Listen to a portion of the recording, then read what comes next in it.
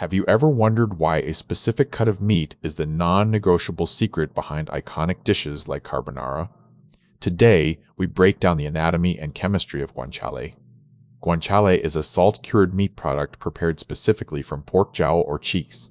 Its name literally translates to cheeks in Italian, indicating that its origin is directly tied to the anatomy of the pig's face.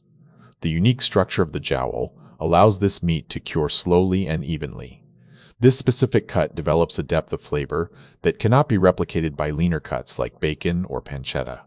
When cooked, the rendered fat from the jowl forms a rich base for sauces.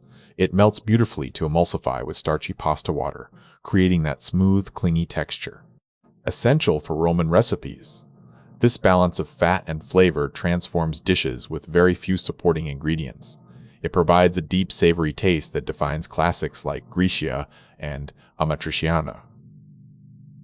The richness comes from the slow curing process over several weeks. This method ensures the fat stays delicate rather than becoming hard or greasy when you toss the pasta. Ultimately, it is this specific balance that gives guanciale its unmistakable richness.